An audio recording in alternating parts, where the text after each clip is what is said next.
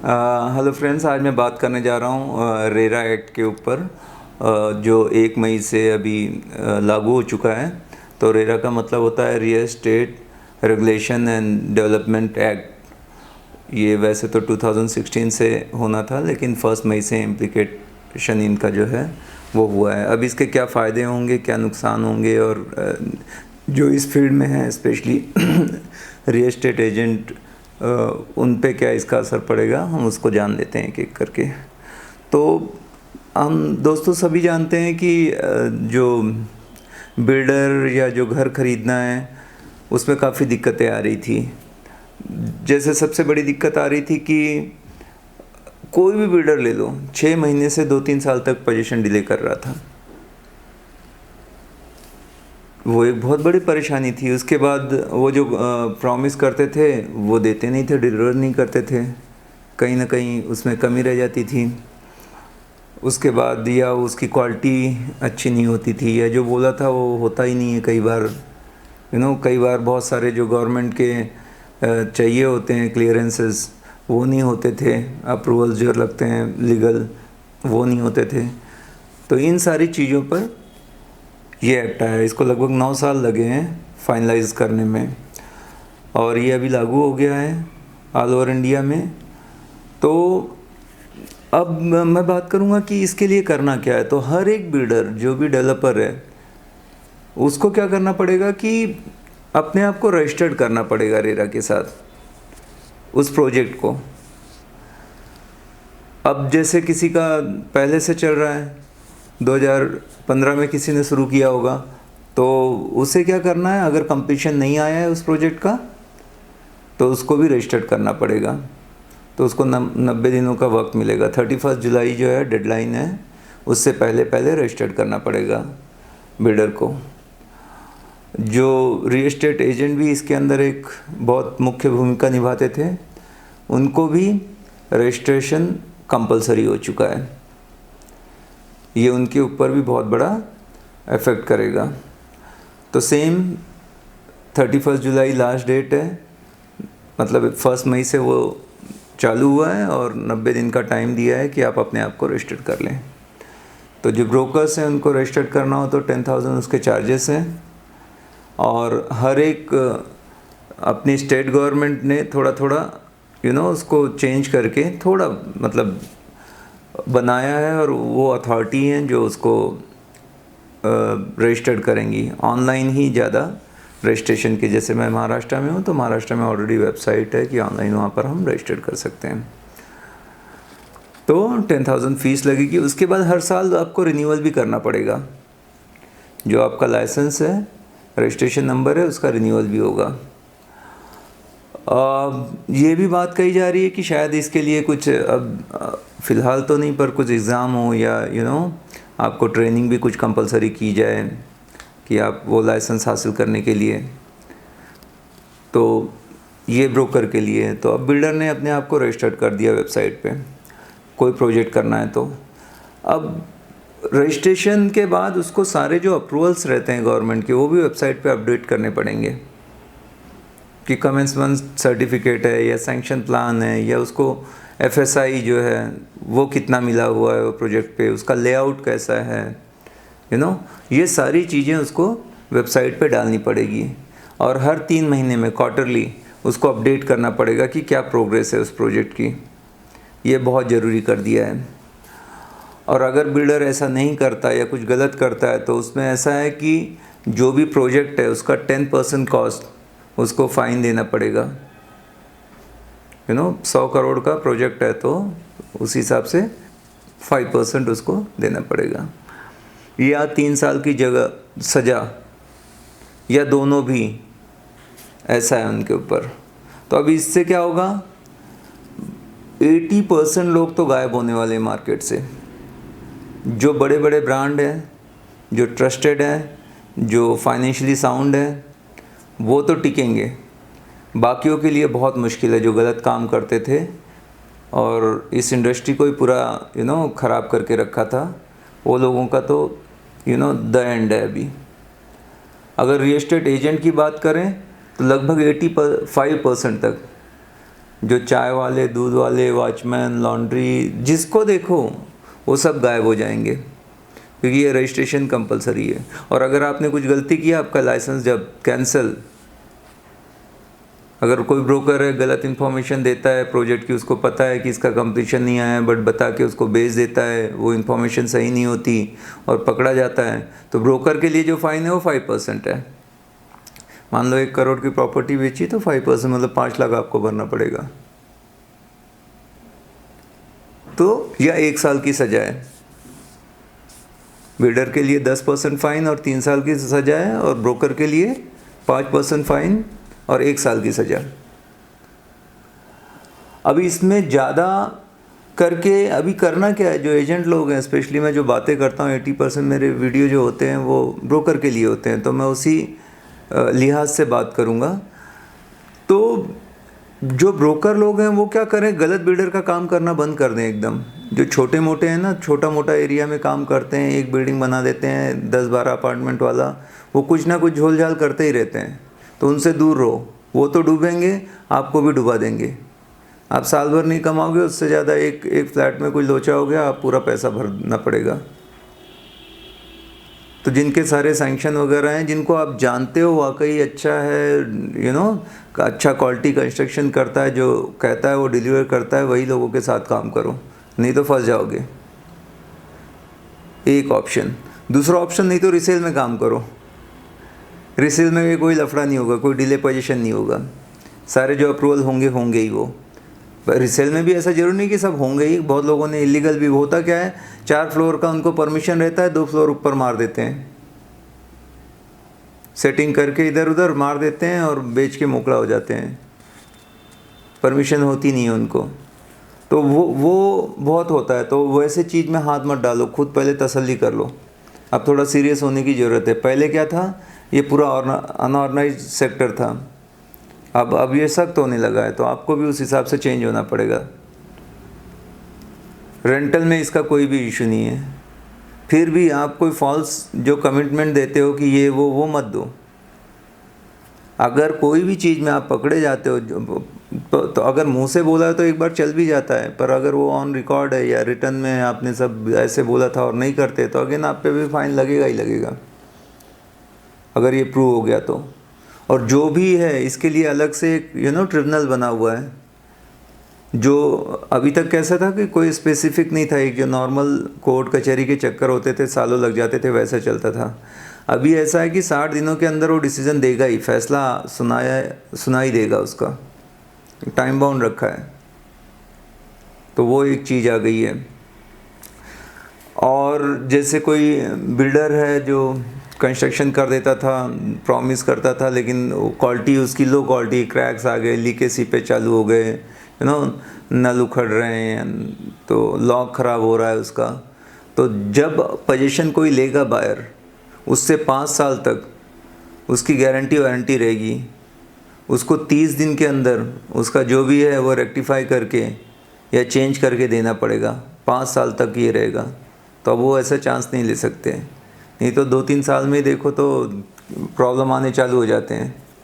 But अब 5 साल का कंपलसरी रखा है कि वो बिल्डर की जिम्मेदारी होगी कि उसको ठीक करके दे जो भी प्रॉब्लम आए।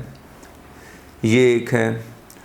कई बार जो बिल्डर है वो क्या करता था कि पैसे लेगा, बुकिंग चालू कर देगा, एक नया प्रोजेक्ट है, डाल दिया, प्री लॉन्च बुकिंग चालू कर दिया, और उसके बाद जो पैसा कलेक्ट होता था वो दूसरी जगह लैंड में डाल देगा पैसा, उसका पैसा इधर, ऐसे घुमाते रहते थे।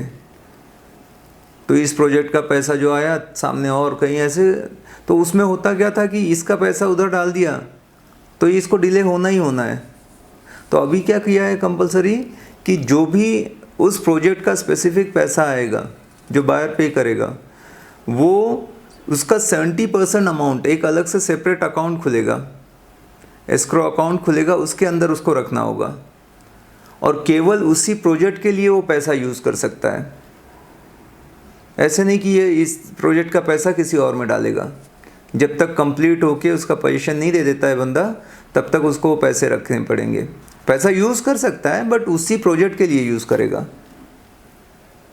और हर चीज़ का प्रॉपर ऑडिट होगा, इवन ब्रोकर के लिए।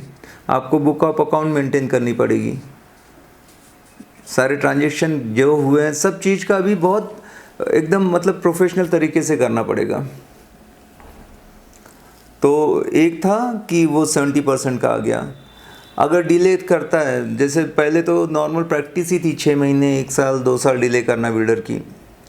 इसमें क्या होता था कि आपका तो पैसा आपने दे दिया है, या बैंक लोन है तो बैंक की EMI जा रही है, और वो 1 साल बिल्डर डिले कर रहा है। मतलब आप सोच सकते हो कि आप कहीं किराए पे रह रहे हो, उसका किराया दे रहे हो 25-30 हज़ार प्लस EMI दे रहे हो, और 1 साल में अगर 500 फ्लैट का बिल्डर डिले करता है डिलीवरी तो कितना प्रॉफिट बनाता होगा। और मिनिमम स्टैंडर्ड ही था 6 महीने के ऊपर लेट तो करना ही है। तो इतना ये लोग प्रॉफिट बनाते थे, आप कैलकुलेट करके देखो। तो अब अगर डिले होगा तो जो आपका EMI है, जितना आप इंटरेस्ट पे कर रहे हो, उतना बिल्डर आपको डिले होने के कारण वो देगा, फाइन लगेगा उसके ऊपर, इनफैक्ट उससे 2% ज़्यादा। और मान लो वो डिले कर रहा है पोजीशन देने में, आप कैंसिल कर सकते हो अपना। पहले बड़ा मुश्किल था, एक बार हाथ में पैसा चला गया, वापस मिलना बहुत मुश्किल होता था।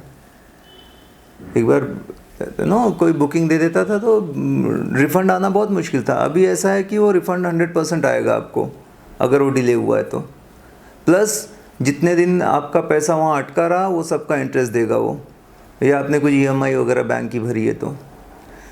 मतलब टोटल ट्रांसपेरेंट हो गया है अब बिजनेस, क्लियर कट। और जो कस्टमर था वो किंग बन चुका है।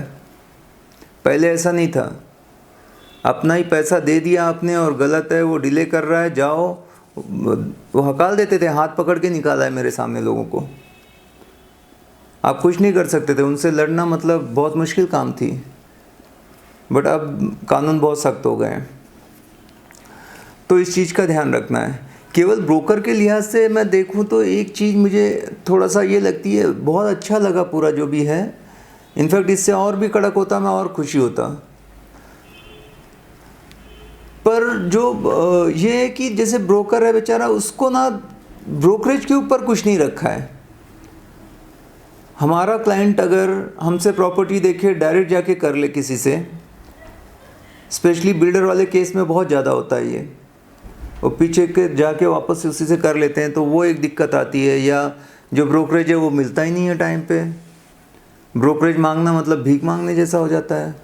उस पर कोई कानून नहीं कि हम कर सके, क्योंकि वो एक फेयर तब होता कि एक लेवल ग्राउंड होना चाहिए दोनों के लिए, कि खाली हम ही वन साइडेड नहीं होना चाहिए। अब पता नहीं है जो ड्राफ्टिंग किया होगा किसने किया होगा, मैं थोड़ा उस बात को लेके नाराज़ हूँ कि मेरे हाथ में भी कुछ राइट दो। खाली मेरे को डरा दिया है और ज़बरदस्ती करके ऐसे कर दिया, छोड़ के चले जाएंगे लोग और बेरोज़गारी बढ़ जाएगी। क्योंकि दोनों साइड का सोचना चाहिए था। अब पता नहीं आगे चल के, मुझे तो लगता है ना ये ब्रोकर फील्ड में ना कोई यूनिटी है नहीं, और इसलिए कोई आवाज़ हमारी उठाता है कि नहीं उठाता, नहीं तो ये बताना चाहिए उनको। बात बहुत मुश्किल होता है ब्रोकरेज लेना, और उनके लिए भी कुछ रूल, और हर एक क्लाइंट डायरेक्ट शॉट मारने के चक्कर में रहता है, ब्रोकर को स्किप करना चाहता है, सब इन्फॉर्मेशन लेना चाहता है उसको। जब प्रॉब्लम आए तो हर जगह हम हैं, और जब पैसे देने की बात आए तो फिर वो मिस्टर इंडिया हो जाते हैं। तो वो एक चीज़ थी। खैर चलो धीरे धीरे हम समझेंगे इस चीज़ को। तो ये कुछ चीज़ें थी। और अगर हम बात करें, हाँ, अगर एक बार बिल्डर ने कोई चीज़ स्ट्रक्चर वगैरह ये सब डिसाइड हो गया है, लेकिन कुछ चेंज करना चाहता है, तो 2/3 मेजॉरिटी जो बायर लोगों की है उसकी परमिशन लेना बहुत ज़रूरी है बाद में कोई चेंज करने हो तो। 2/3 मेजॉरिटी का मतलब है कि अगर 90 बायर हैं तो 60 लोगों की परमिशन बहुत ज़रूरी है उसमें से, कि ये चेंज करें या नहीं करें। स्पेशली जो एमिनिटीज़ वगैरह बाद में देते थे, क्लब हाउस, जिम, इनमें वो बहुत सारी, आपका जो अपार्टमेंट है पर्टिकुलर वो तो ठीक ठाक रहेगा, बाकी चीज़ों में वो कुछ भी चेंज कर देंगे अपना फ़ायदे के हिसाब से। तो ये एक बहुत बड़ा अच्छा स्टेप लिया है कि बाद में वो चेंज नहीं कर सकता है। और हर एक चीज़ उसकी वेबसाइट पे अब अपडेट रहेगी कि क्या प्रोग्रेस है, कैसे। इनफैक्ट उनके जितने भी मार्केटिंग ऑफिस होंगे वहाँ पे 3x2 फुट पे उनके पूरे प्लान लगे होंगे कि ये चीज़ है और यही उनको डिलीवर करना पड़ेगा। तो ये था। और सबसे बड़ी बात एक और है कि जो भी अपार्टमेंट बेचते थे आज तक, उसमें होता क्या था कि सबकी मनमानी चलती थी, अपने अपने सबके तरीके काउंट करने के, कोई एक फिक्स तरीका ही नहीं था। कोई कारपेट एरिया, कोई बिल्टअप एरिया, कोई सुपर बिल्टअप एरिया, कोई टेरेस बेच रहा है, कोई बालकनी बेच रहा है, कोई कॉमन एरिया बेच रहा है, कुछ भी जोड़ के एक सुपर बिल्टअप बना देते थे, जो कि अगर आप देखो कि 1000 स्क्वायर फीट कारपेट है तो लगभग 1500 स्क्वायर फीट का वो सेलेबल एरिया हो जाता था। अब वो नहीं चलेगा, अब केवल कारपेट एरिया ही बिल्डर बेच सकता। ये बहुत बड़ा डिसीजन है, पूरा कन्फ्यूज़न करके रखा था। और जो लोडिंग वगैरह बात करते थे वो तो 20, 25, 35, 40, 50 कुछ भी चालू था। और ये जो रेरा है ये commercial as well as residential दोनों चीज़ों पे लागू होगा, ऐसे नहीं कि एक खाली इसी के लिए। तो ये एक बहुत ज़रूरी है कि कारपेट एरिया पे ही बंदा सेल कर पाएगा आपको। तो जो एक इशू आता था, उसके बाद जो क्वालिटी का था तो 5 साल की गारंटी वारंटी रहेगी, डिले का था तो 70% पैसा अलग से अकाउंट में रहेगा, तो वो उसी के लिए यूज़ करेगा, प्रोजेक्ट को डिले नहीं कर सकता। डिले होने के बाद उसको फ़ाइन उसी हिसाब से लगेगा, या आप अपना कैंसिल कर सकते हो बुकिंग। ये सारी चीज़ें हैं। ब्रोकर को ध्यान रखना है, गलत लोगों की चीज़ प्रमोट मत करो, है ना। अगर करोगे तो फिर फंसोगे। इससे अच्छा जो रेप्यूटेड बिल्डर है, जो सही काम कर रहा है, उसी के साथ जाओ। इनफैक्ट अब ब्रोकर को भी जो डेवलपर है उसके पास रजिस्टर्ड करना पड़ेगा। आपका रेरा का रजिस्ट्रेशन नंबर मस्ट होगा, हर जो भी सेल डीड होगी उसमें वो मेंशन करना पड़ेगा आपको, जो रेरा का रजिस्ट्रेशन नंबर है। ये कुछ चीज़ें हैं, और मेरे ख्याल से काफ़ी हो गया। अभी जस्ट शुरुआत है तो अभी सब समझ ही रहे हैं। तो जो भी रियल एस्टेट एजेंट हैं वो लोग अपने आप को रजिस्टर्ड कर लें। इनफैक्ट काफ़ी लोगों ने करा भी लिया है। 31 जुलाई लास्ट डेट है। तो इन चीज़ों पर हाँ, रेरा लागू अभी जो नए प्रोजेक्ट होंगे उस पर तो होगा ही होगा, जो पहले से भी चल रहे हैं और उनका कंप्लीशन नहीं हुआ है, ऑक्यूपेंसी सर्टिफिकेट नहीं मिला है, वो भी इसके अंडर में आएंगे। हर एक स्टेट ने थोड़ा बहुत चेंज रखा है, कि किसी ने ये भी रखा है कि जो अब पहले स्टार्ट हो गए थे उनको उन्होंने नहीं लिया है, तो उस पर भी चल रहा है। बट थोड़ा थोड़ा फ़र्क है, लेकिन लगभग मेन पॉइंट जो मैंने बताए वो ऐसा ही है। तो आप लोगों से बात करके खुशी हुई।